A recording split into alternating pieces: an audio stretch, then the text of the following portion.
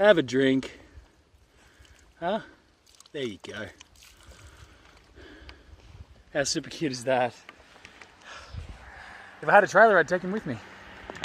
But there's really no way I can cross so many borders and countries and that carrying a dog, so unfortunately this little fella's just gonna have to go back to rummaging around in the wreckage over here, but I'm sure he'll find somewhere. Like I said, I think he's someone's dog, and there's many friendly wild dogs around here, so yeah, that's it. Anyway, back on the road, and I'll leave this little guy here. See you, man. See you later. Oh, super fucking cute. Super cute and super heartbreaking. He just won't leave me alone. Come on. Whoa. Yeah, he's just running alongside of me now, and I can't really ride fast enough to leave him behind because I'm fucking going up a hill. So, looks like I might have someone hanging out for a little while. But we'll see what happens. Oh, it's making me feel really bad, but he can't come. See you later, guys. This dog won't leave me alone.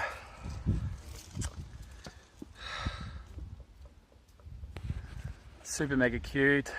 I know it's a puppy, but I've always wanted a dog, I guess, but it's just gonna make my journey 10 times fucking harder. I tried putting her on the back a couple of times, but she won't stay there. She keeps jumping off, and I'm afraid that if I go fast and she jumps off, she's gonna hurt herself, so I don't know what to do. A part of me feels like I take her along and drop her off somewhere a bit better rather than out in the middle of fucking nowhere, or I just leave her. But if she doesn't work it out real soon, she's gonna have to stay here. Ugh. Still here with me. At least this dog's smart enough to know to chase me up the fucking hill rather than down it, because it can keep up this time. I don't know what to do with you. Fuck!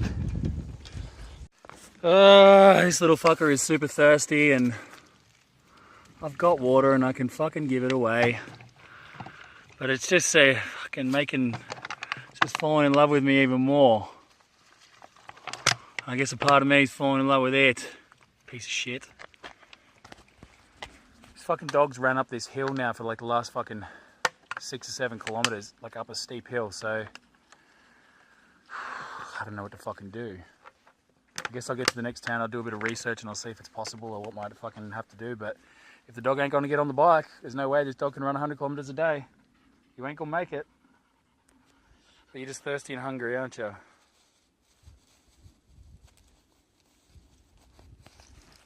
Make no mistake, I don't want to be cruel, but I will leave this dog behind if it can't keep up. I've got a challenge to do and I can't really take a dog.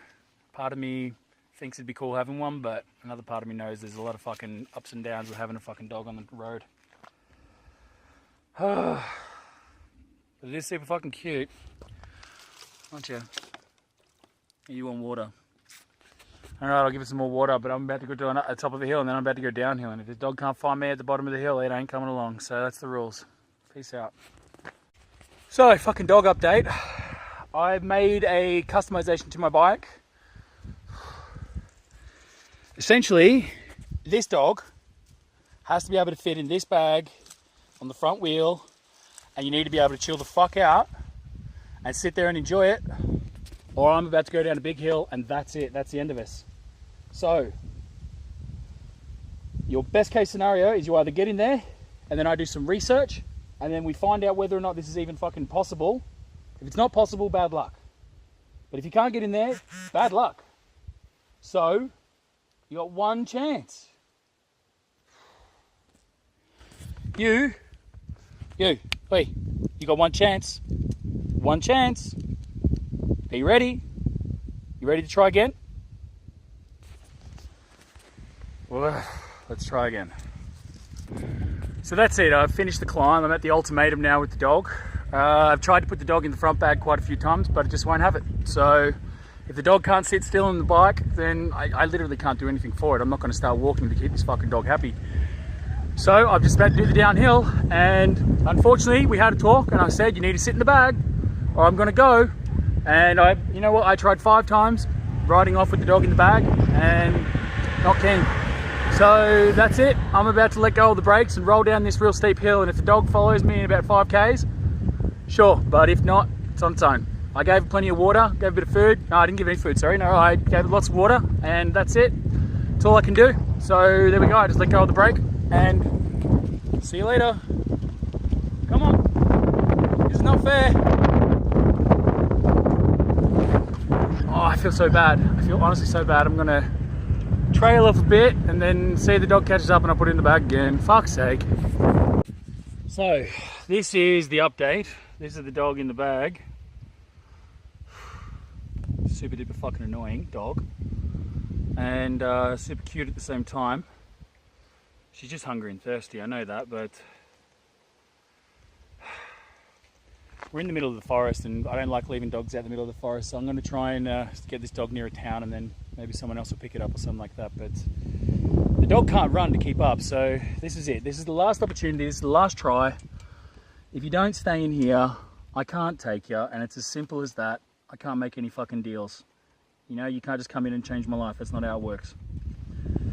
Right, so here we go. I'll try it again, see what happens. But you'll see what happens. I'll record it. Right, it's okay. Stay there. Stay there. We're just walking. Just walking. We're just walking. Hey, we're just walking. You ready? We're going to roll now. I'm going to pat you. Hey, it's okay. Hey, hey, hey. I'm talking to you. Everything's all right. You just stay right here. Now, if you go to jump out, I'm going to jump on the brakes. So, this is pretty much it. This is the deal. This is what the dog's going to do. If the dog doesn't want to stay there, then I can't help it, okay? So I'll give you an update later on. Peace out. See you later. Now the little cunt's just fucking chilling, look.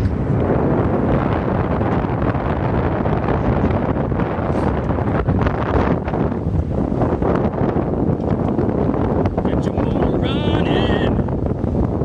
Get out of the highway. You're looking for adventure. Then whatever comes our way,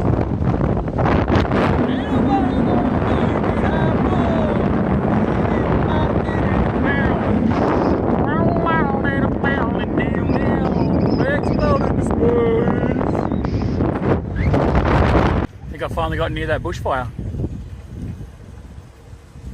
This is plumes of smoke. I just asked the guy in the car and he said it's fine for drive through here, so I'm gonna do it, I think. It's just smoking off, I think. So that's it. Dog freaked out.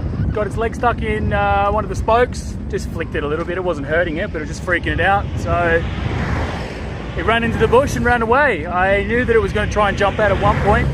I thought it was chilling for a little while, but that's the end of the dog saga. I'm leaving it behind. I'm not going into the bush, especially next to a fucking fire, to look for a dog. There's a couple of soldiers there and they said, no, just fucking leave it. So I did it. That's it. So now my front waterproof bag's full of fucking dog piss, and yeah, there's a dog back up there. Thought I had a new friend, and well, so did I, but that's fucking life. So that's the end of the dog saga. What a fucking ride that was. Jesus Christ. Super cool dog too. Oh well, next time.